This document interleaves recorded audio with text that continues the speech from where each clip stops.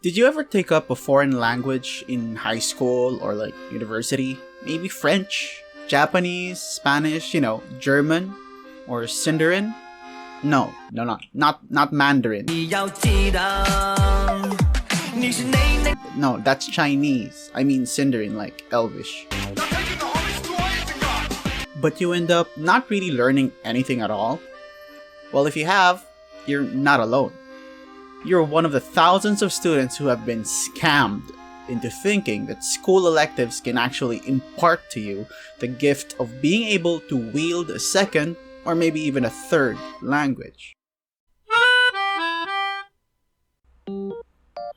Now, before I dig deep into this, I want to clarify a few things. Acquiring a foreign language is a noble thing, and it's probably one of the most productive things you can ever do. It literally unlocks a new area of the world for you. And I'm not just talking about borders. I personally wish that more people want to learn more languages, and that includes you. I believe it's only fitting, as our world is increasingly shrinking due to mass media, and it turns everyone's turning into global citizens. But my main beef is this: schools suck. Don't stay in school! I admit it. I'm spilling the beans. The traditional four corners of the academic system? Not a fan. I'm not impressed. Is it because of the teachers? Well, not entirely. I don't want to throw out the baby with the bathwater here. A lot of teachers out there are pretty cool. And they're pretty decent at doing their jobs. Plus, I respect teachers. Well, most of them. In an effort to alleviate the effects of the... Anyone? The Great Depression, passed the... Out of all the students who take up a foreign language as an elective or as a requirement in class, let's think. How many are actually even interested in the first place? Probably not a lot. Sure, every now and then, someone might say, yeah, it would be cool to be able to speak in French, Say it again, Dexter. Omelette de fromage. But then, if you think about it, it's like a person saying, yeah, it would be cool to have the Olympic world record for the 100-meter sprint. Well, yeah, that's the thing. It would be. Who wouldn't like to be praised as an achiever? Much like the training of an athlete, however, learning a language takes commitment, discipline, hours upon hours of practice, not to mention all the passion and genuine interest which serves as the fuel for all of it.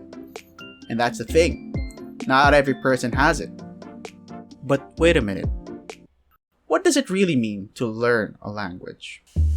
Well, there's a whole list of definitions, but for the purpose of this video, let's just say that learning a language is basically gaining the ability to adequately express oneself in that target language and understand thoughts expressed in said target language. But here's my point. What I don't like is how the true essence of language education is blurred, sabotaged, and hindered by the school system. The question that pops up then is, how? How does it screw this whole thing up? Well, let me introduce to you one thing. Grades. Yep, you heard me. Grades. Given the statistics, most likely some of the people watching this video right now are students or were students at one point. Thus, the topic of grades are very relevant, or at least familiar. Objectively speaking, are grades a bad thing? Well, not inherently, of course. It's one way to measure the learning progress. It's one way to know how much a person has learned through tests, quizzes, and exams. So what's the problem? Well, here's the thing. The school has created this, dare I say, obsession for grades. The school isn't an institution for learning. Not anymore. It's a place where students go and are expected to produce a certain number on a card. Teachers, parents, students, they all end up caring about one thing in the end. I mean, let's be honest here. That's what it's all about. People who say that the purpose of going to school is to learn and just be educated in its purest form are 1. Either lying, or 2. Don't know what they're talking about because they have no idea what really goes on inside schools, much more the amount of stress and pressure placed upon the students. It would be better if the main focus really is learning, and that grades just so happen to be there as an indicator. But most of the time, sadly, the student's worth is reduced to a number on a card or a framed piece of paper on a wall. Grades. This obsession has become the poison of academic language learning. Now, some of you might be thinking that I might just be one of the many students who's bitter at the academic institutions because of a previous experience. Well, I can say that it's more profound than that. You see, I teach languages. Fortunately, it wasn't in a school setting. But I know enough of the effects of learning languages in a school. The people I taught varied from those who simply wanted to be able to speak another language as like kind of an extra thing, like, a New Year's resolution, to those who needed guidance with their French electives. Those are the ones who hired me as a private tutor. And that's when my frustration first came in. When I learned languages, it came out of a sense of passion. I had the motivation, insofar as that the inconvenience, the time it required, the discipline, the training, the discouragements, and all that jazz brought about by learning a language from zero didn't matter to me. I was tenacious. It took me years and hundreds of hours of gathering information, writing things down on notebooks, immersion, and of course, millions of mistakes before I got to where I wanted to be. But when I compared the way I learned to the way that my students, whom I tutored, learned, I saw this horrendous rift. The largest problem they have is that they have to do what should be done with years and hundreds of hours, all that with the pressure of grades and deadlines hunting them down like a famished hound with a thirst for their blood. I'll use an example. Let's say for the first half of the course, the students are expected to say greetings, introduce themselves, make small talk, and conjugate basic verbs in the present tense. Now, this is a reasonable goal. Let's think of it as a delicious pizza. It's good as it is, right? But if you add unreasonable time constraints to it, it's like adding pineapples to a pizza. It's not the way it's meant to be made. Just ask any Italian chef. But if you add to that even more, like an obsession with grades, well, that's where I draw the line. It's like putting kiwis on a pizza. What are you showing me? It looks like this pizza has got a venereal disease. It ends up not being about language learning anymore.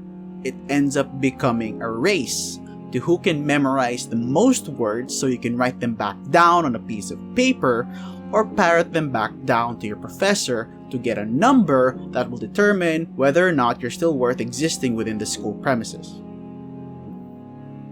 I have this saying that I impart to my students whenever I teach them.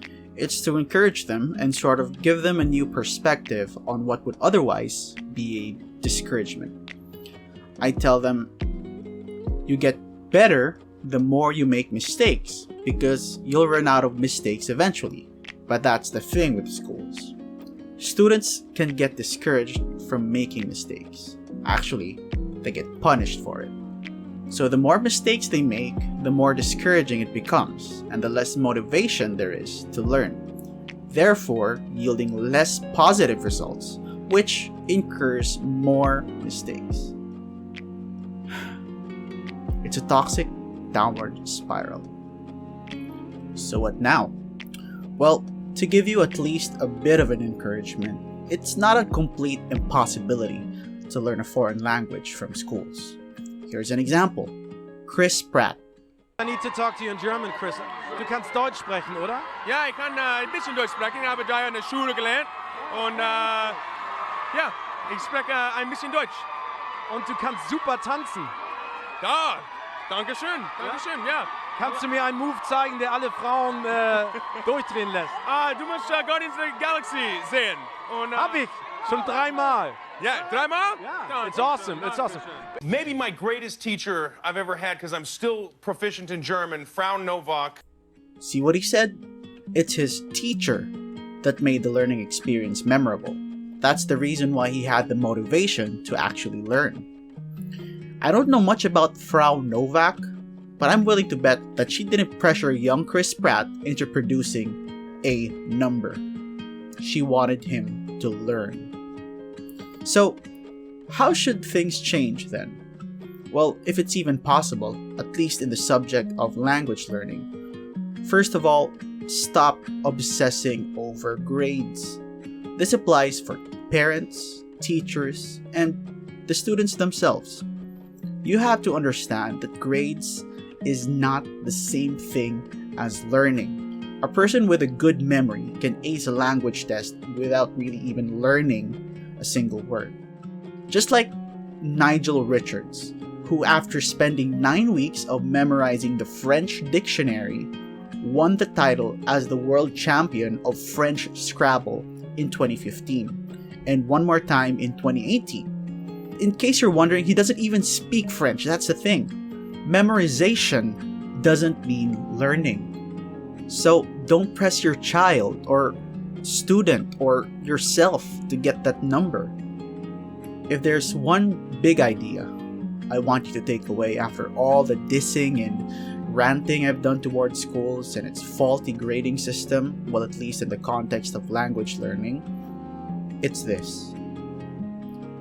Learning is a process, especially with languages.